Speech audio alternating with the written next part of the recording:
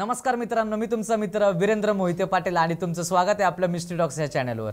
तर आज आपल्या इकडे जे पाहुणे आलेले आहेत ते छत्रपती संभाजीनगरवरून आलेले आहेत आणि त्यांनी खूप गाड्या वगैरे चेंज करत आपला एकसा टायमिंग होता, पण त्यांना यायला 3-3:30 वाजले। काही प्रॉब्लेम नाही, कारण की ते खूप लांबून आले म्हणून आपण एक अख्खा दिवस त्यांच्यासाठी ठेवला होता।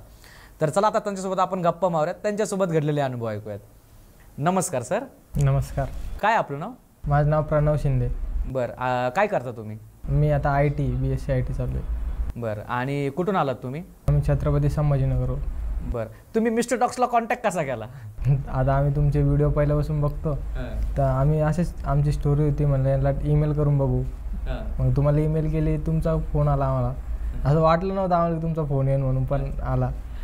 बरं बरं, तर काय काय कसे तुमच्यासोबत अनुभव घडले आणि याची सुरुवात कशी झाली? सुरुवात अशी झाली की आता आमच्या घरीच घडलेली, समजा आमच्या घरच्यांसोबत। आमची एक तर जॉईंट फॅमिली आहे। जॉईंट फॅमिली म्हणली की आम्ही सगळे एकत्र राहतो आणि दिवाळीच्या 2-3 दिवसा पहिले ही घटना घडलेली आहे। आता दिवाळी 2-3 दिवसा पहिले आम्ही सगळे जॉईंट फॅमिली आम्ही पुरं, आता आमची काकू आणि आमचे काका ते आम्ही एकत्र होतो आणि त्याच्यानंतर म्हणजे चुलता चुलते आम्ही एकत्र होतो आणि त्याच्यात मग घरी मग आईची आणि काकू थोडी किरकिरी झाली ती। आईची थोडी म्हणजे भांडण झाली ती, किरकिरी झाली ती थोडी। मग काकूनी म्हणजे दिवाळीचेच टाइम पिरियड? हां, दिवाळीच्या टाईम पिरियडमध्ये मग काकूनी ठरवलं की आम्ही चेंज करणार घर, आम्हाला वेगळं राहायचं, सेपरेट राहायचं। आणि काकू तेव्हा बाळातीन होती, म्हणजे प्रेग्नेंट होती। मग त्याच्यानंतर मग काकूने घर बदललं, काकूने घर चेंज केलं। मग आम्ही इकडे राहायला लागलो। मग काकू ते गावकडच्या साईडला गेले। आता गावकडचं नाव समजा मी सांगतो, गावला गेले त्या साईडला राहायला। मग त्या साईडला राहायला गेले की तिकडंच तुमच्याच जिल्ह्यामध्ये? आमच्याच जिल्ह्यामध्ये, पण त्या साईडला राहायला गेले आणि तो थोडा गाव म्हणजे खेडं टाईप गाव होतं, खेडं टाईप सारखं। आणि शहरातून तिकडे गेले त्यांना एवढं काही जमत नव्हतं आणि त्यांना आता शहरातली सवय, पण गावाकडं कसं रात्री लवकर अंधार पडतो समजा। आता शहरात जास्त वेळ जागे सवय राहते, हां गजबज राहते। मग काकू तिकडे गेली राहायला आणि त्या टायमाला तिथं म्हणजे रात्री समजा त्यांना फिरायची सवय, आता इकडं कशी फिरायची सवय 8-9 वाजेपर्यंत, तर तसे ते म्हणे की आपण एक चक्कर मारून येऊ। त्यांचं जेवण झालं, ते रात्री गावाकडे चक्कर मारायला समजा त्या साईडला, आणि त्या साईडला चक्कर मारायला आणि तिथं म्हणता की ते वडाचं झाड, त्या साईडला वडाचं त्यांची रूम, त्यांचं घर होतं, घराच्या साईडलाच वडाचं झाड होतं थोडं समोर। तर तिरून त्यांनी चक्कर मारली आणि त्यांचं ते रोजच टाईम झालं। त्यांनी पहिल्या दिवशी चक्कर मारली, मग त्यांचं रोजच ठरलं की त्याच टायमाला रोजच म्हणजे 8-8:30च्या दरम्यान रोज त्याच टायमाला त्याच झाडाच्या बाजूने ते गोल चक्कर मारून येते काकू, प्रेग्नेंट असताना रोज। आणि ते काकाला काही माहीत नव्हतं। आता काका ड्युटीला राहायचे, ऑफिसला राहायचे, पण काकू चक्कर मारून यायची एकटीच। आणि घरी आता आजीला काय करणार, आता ते आजी म्हणे आता जेवण झालं, जात असेल चक्कर मारायला। मग त्याच्यानंतर मग बाळ झालं समजा 9 महिने, थोडे काय 5 महिन्यानंतर बाळ झालं समजा, काकूला बाळ झालं। आणि ते बाळ झालं की ते दूधच पेत नव्हतं। मग त्या टायमाला की डिलिव्हरीच्या टायमाला की काकूने समजा चक्कर मारून यायच्या टायमाला काकू त्या दिवशी गेलीच नाही, कारण की सगळे घरी होते आणि काकू त्या दिवशी गेलीच नाही। आणि त्या दिवशी डिलिव्हरी झालं समजा, बाळ झालं त्याच्यात ते दूध प्यायला लागतं ना समजा बाळ पहिल्यांदा, पण ते पेतच नव्हतं दूध। समजा म्हणजे असं झालं नाही का की समजा म्हणजे काय, म्हणजे ते नाही कळलं। समजा म्हणजे काय? समजा म्हणजे आता आमच्या इकडे सवयची तशी संभाजीनगरला की समजा बोलायचं झालंच, म्हणजे ऍक्च्युअल झालंय ते, फक्त तुमच्या इथं बोली भाषा म्हणजे समजा बोली भाषा आमच्याकडे ते समजा। आता ते आमच्या सगळं तसेच आहे समजा, टोकन ते म्हणते ना तसंच पडेल। बरं, मग पुढं त्या टाईमला की दूध पेतच नव्हतं म्हटलं, तर मग त्यांना वाटलं आता काय होत नसन, दूध पेत नसन समजा। मग त्यांना बॉटलीत घेतलं, ते मशीनचं बॉटलीनं पण पिऊ घातलं, तरी ते पेत नव्हतं। नंतर काय म्हणजे ते दूधच पित नव्हतं, आईचं किंवा बाहेरचं कोणाचंच दूध पित नव्हतं, आईचं पण नाही आणि बाहेरचं पण नाही। मग त्यानंतर मग आता आता गावातले माणसं कसे, त्यांना की माहीत राहतं की समजा काऊन होतं असं, का बरं होतं तसं। मग आजीनं काय केलं, समजलं त्यांना की असं काहीतरी आसन, बाहेरचं काहीतरी आसन। मग काकूला घेऊन आमचे डिलिव्हरीचं हे काय डिस्चार्ज झालं समजा दवाखान्यातून, मग काकूला घेऊन ते गावाकडे गेले। आमच्या गावाकडं असे की ते मौलाना राहते ना, मोमेडियमचे लोकांचे, तर ते असे लहान बाळ असलं ना त्यांना बघते समजा, पाणी उतरून टाकते, हाताला दोरी बांधते, असं त्यांच्याकडे आमच्या गावाकडे चालू राहतं। आता पैठण तालुका तिकडं आमचं गाव आहे, तिथं चालू राहतं तसं। मग ते 5-6 दिवस जर ते हॉस्पिटलमध्ये होते, मग ते बाळ बिना न खाता जिवंत कसं राहिले इतके दिवस? ते डॉक्टरच्या निरीक्षणाखाली होतं। आता डॉक्टरने आता त्यांचं बघितलं की ते फक्त म्हणजे सर्वाईव्ह करत होतं बाळ, पण त्यांचं काही खात नव्हतं, नका पित नव्हतं, तर मग असं होतं. बरं, मग त्याच्यानंतर मग मग आपण परत तिकडे ते तुम्ही म्हटले की ते मौलानाच्या इकडे गेले, मग काय झालं पुढे नंतर? मौलानाच्या इकडे गेले समजा, ते दोरी ते बांधते. मग आम्ही तिकडे गेलो आणि मौलाने समजा बाळाला बघितलं की त्यांनी सांगितलं की याला बाहेरचं लागलेलं आहे, की म्हणलं की आमच्या आजीला समजलं की हा म्हणून. आणि आजी पहिली पण बोलली होती की आता माझ्या आईला पप्पाला तर म्हणली होती की हिच्या बाळाला बाहेरचंच लागणार असणार, काऊन की असं कोणतं बाळ नाही की ते दूध पिणार नाही म्हणून, असं बाहेरचंच लागणार असणार. मग त्यांनी बरोबर सांगितलं तिकडे जाऊन. मग आता आजीने त्यांना सांगितलं की असं दूध पित नाही, घेत नाही. ते म्हणे ते मौलाना सांगत होता की आम्हाला माहिती म्हणून, त्याला माहीत होतं याला नाही का जास्त दिवस टिकणार नाही आहे, याला लवकरात लवकर याचा तोडगा करावा लागणार. मग आजी म्हणे ठीक आहे म्हणे, काय खर्च लागन म्हणे. ते म्हणे 250 रुपये लागन म्हणे, समजा त्या टायमाला 250 रुपये. मग आता आजी म्हणे की 250 काय तुम्हाला 500 रुपये देतो, पण कसं याला वाचवा म्हणून समजा. मग त्यांनी काय केलं, आता बोळके राहते समजा, 5 बोळके घेतले. 5 बोळक्यात त्यांनी काळे ते मोहरी राहते, काळी मोहरी, आणि काय म्हणते काळे तीळ राहते, ते उतरून टाकले त्याच्या अंगाहून. 5 बोळके घेतले आणि 5 बोळक्यातून एका मटक्यात 5 बोळके ठेवले आणि त्या मडक्याला पण लाल कपड्याने बांधून ठेवून दिलं उतरून, त्या मंत्र मारून. आणि त्यांनी सांगितलं की आता माझ्या काकूला सांगितलं तुम्ही मडकं घ्या, आजच रात्री 12 वाजता चौफुली राहते, 4 दिशांनी रोड जाणारी चौफुलीच्या मधोमध नेऊन ठेवा. आता काकूला बाळासाठी करूच वाटणार, पण आता काकून कशी आता डिलिव्हरी झाली, त्यांची नेमकीच डिलिव्हरी झाली आणि त्यांना जाता पण त्यांना कसं येणार की नाही आता जास्त. आणि एक तर असं राहतं की ती बाई प्रेग्नेंट राहते समजा, डिलिव्हरी झाली राहते की त्यांना भीती राहते गावाकडच्या साईडला की जास्त भूतन ते लागतं. आता गावाकडं आता आमच्या इकडं कसं राहतं की आता प्रेग्नेंट झाली समजा, बाळातीन झाली ना, तर आमचे आजोबा समजा बाबा काका ते असे जे लेडीजच्या बाजूलाच कुऱ्हाड कोयता ते घेऊन उभा राहता की समजा कोणी येऊ नये म्हणून जवळ असं. आता मग काकू म्हणे की आता मी कसं करणार, आता मला तर जाता येणार नाही. मग ते म्हणे आता जावं तर तुम्हाला लागन, नाही तर मग तुम्ही ते वाचू शकणार नाही.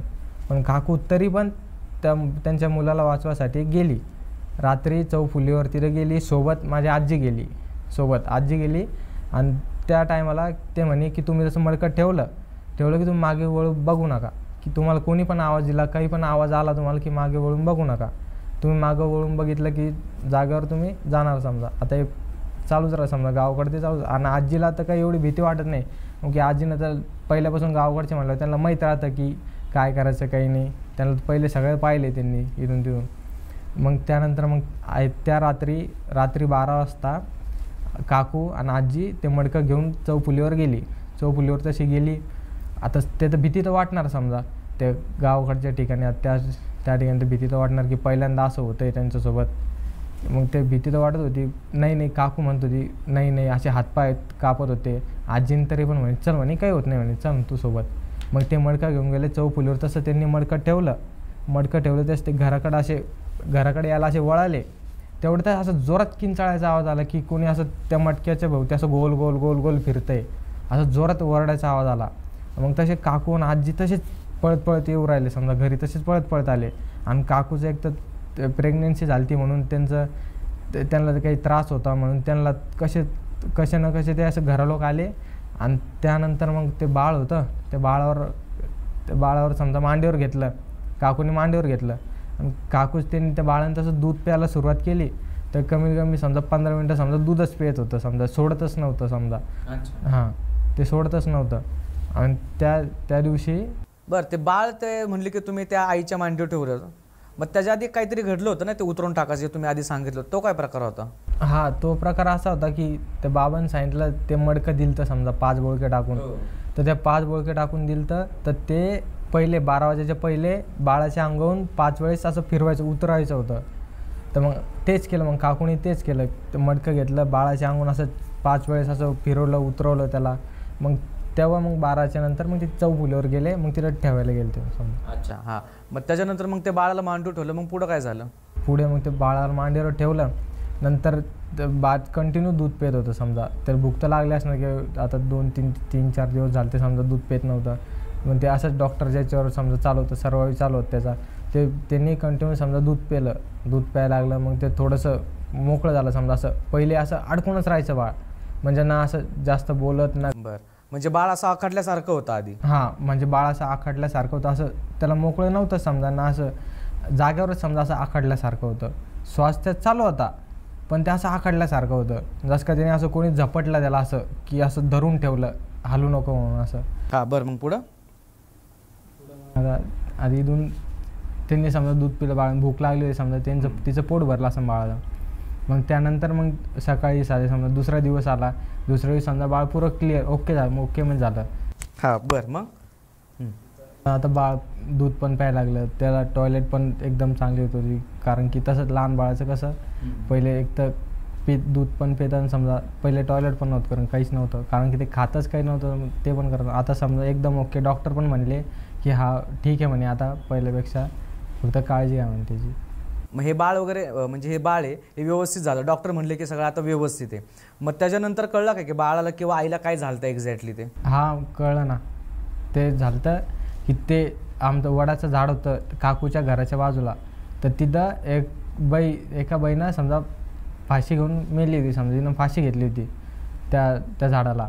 मग तीच बाई आता ते मोलाना होते त्यांच्याकडे गेलतो समजा पहिले, तर मग त्यांनी आजीला सांगितलं होतं की आता काकूला तर नाही सांगू शकत डायरेक्ट की असं ती घाबरत म्हणून काही नाही काही. मग त्यांनी काय केलं की आजीला सांगितलं की तुमच्या त्या मुलीच्या घराच्या बाजूला की एका झाडावर एका बाईनं फाशी घेतली होती. त्यांनी क्लिअर कट सांगितलं, ते अजून पण आहे ते बाबा की सांगते समजा सगळं सांगते. मग त्यांनी सांगितलं की तिला फाशी घेतली होती आणि तीच बाई बार तिला रात्रीच्या टायमाला 8 आणि 8:30च्या दरम्यान तीच बाई तिला बोलवायची समजा झाडापाशी चक्कर मारायला. तिचं झाडापाशी चक्कर मारायला बोलवायची तीच बाई. आणि ते बाई तिनं फाशी घेतली होती, तिचं असं होतं की तिला बाळ नव्हतं आणि काकूच्या पोटात बाळ होतं. मग तिला वाटायचं की हे माझंच बाळ आहे, म्हणून ती काकूला रोज त्या झाडाच्या अशी चक्कर मारून घरून परत आणून सोडायची समजा तिच्या अंगात जाऊन, असं सांगितलं त्यांनी सांगत होते. मग त्या टायमाला की ते म्हणे की तुम्ही तेवढं होईन तेवढं त्या घराच्या लांब राहा. आता मी इथं याच्या अंगातून काढलं समजा, ते बाळाच्या मागं ते लागलं होतं मी तिथं काढलं, पण तिथून नाही काढू शकत, त्यांच्या त्या घराच्या बाजून तिथून नाही काढू शकत, तिथं अस्तित्व आहे ना कारण की. मग तिथून नाही काढू शकत, म्हणून तुम्ही तेवढं होईन तेवढं तुम्ही त्या घराच्या बाजूला किंवा लांबच राहा, त्या घरच्या जवळ जाऊ नका. मग काकूनं मग परत आमच्या इकडंच आमच्या गल्लीतच घर घेतलं आणि आज ते बाळ पण आता एकदम चांगलं आहे आणि काकू पण आमची इथंच राहते समजा गल्लीतच. घरी तर येत नाही समजा, पण ते राहते गल्लीत. मग आता काय प्रॉब्लेम वगैरे काही नाही आता काही. त्या बाळाला किंवा त्या आईला काही त्रास वगैरे अजून पण नाही, अजून तर काही त्रास झाला नाही, पण आईला अजून त्रास होता कारण की ते प्रेग्नन्सीच्या वेळेस त्यांनी एवढी समजा धावपळ केली, त्या टायमाला रात्रीच्या वेळेस धावपळ केली, तेवढं त्यांचे ते सीझर कट झालं समजा, ते तुटले होते समजा, सीझर झालं तर त्यांचं तिथं प्रॉब्लेम आला होता. मग त्यांचं कधीमध्ये असं पोट दुखतं समजा की त्यांना दवाखान्यात जावं लागतं त्या टायमाला, असं फिजिकल थोडासा प्रॉब्लेम. बाकी ह्या दुसऱ्या गोष्टींचा काही प्रॉब्लेम नाही, दुसऱ्या गोष्टीचा काहीच प्रॉब्लेम नाही. तर मित्रांनो, हा होता सरांनी अनुभव सांगितलेला आणि सर खूप लांबून आले आणि ते थोडेसे कॅमेरा कॉन्शियस असल्यामुळे त्यांना सविस्तर सगळ्या गोष्टी सांगता नाही आल्या, पण हा प्रकार खूप भयानक होता. आणि ह्या अनुभवात तुम्हाला काय शिकायला भेटलं नक्की आम्हाला कमेंट करून सांगा. आणि ह्यांच्यासारखं जर तुम्हाला आपल्या पॉडकास्टवर यायचं असेल तर गुगल फॉर्मची लिंक दिलेली आहे, ती तुम्ही भरा, आमची टीम नक्कीच तुम्हाला कॉन्टॅक्ट करेल. आणि जर इमिजिएटली जर तुम्हाला यायचं असेल तर इंस्टाग्रामची पण आपण लिंक दिलेली आहे, इंस्टाग्रामला तुम्ही फॉलो करा, तुम्हाला तिथून आपले सगळे अपडेट्स भेटत राहतील. स्टोरी आपण टाकत असतो कंटिन्यूस काही ना काही, तिथूनही तुम्हाला सगळे आपले अपडेट्स माहीत पडतील. तर चला आता आज इकडंच थांबूयात. धन्यवाद. जय हिंद, जय महाराष्ट्र.